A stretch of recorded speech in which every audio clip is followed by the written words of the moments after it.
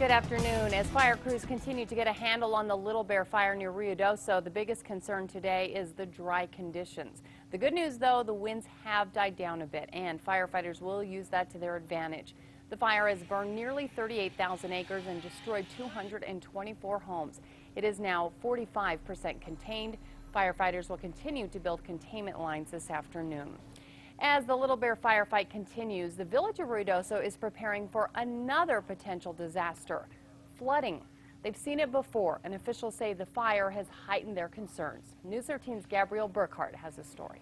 It's a battle they've fought before. As firefighters still work to suppress the nearly 38,000-acre Little Bear fire, others are working prevention. We're trying to stay way ahead of the game. Shoveling, bagging, and loading 30-pound bags of sand.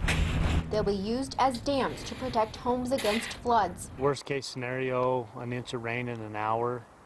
You know, a couple of inches of rain in an hour. That's going to be a big problem. Since the fire has burned vegetation at the top of the mountain, it's dried up the land even more. Even though the area is dying to get some rain, officials say too much could make things worse. It definitely is a double-edged sword, because if we get too much too fast, it's gonna cause some flooding issues. Ruidoso saw one of the state's worst disasters in 2008 flooding. Fierce currents damaged dozens of homes, trapped hundreds of people, and killed one person. This is one of the main areas in Upper Canyon that flooded in 2008 in Ruidoso, and because of the lower elevation in the canyon, it's definitely on the radar for potential flooding this year. But Ruidoso firefighters are doing all they can to prevent that. We just try to get out here and get as many as we can done in a day while we run our other calls. They'll also have help from the National Guard and volunteers, bagging sand and placing it in strategic areas. We can probably put out 2 to 3, maybe even 4,000 bags at a time.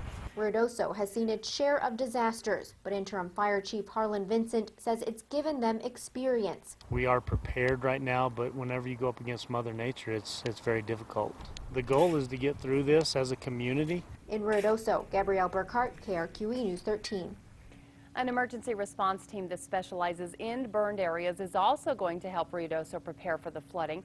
Hydrologists and soil conservationists will help figure out where to channel the floodwaters if the rain comes.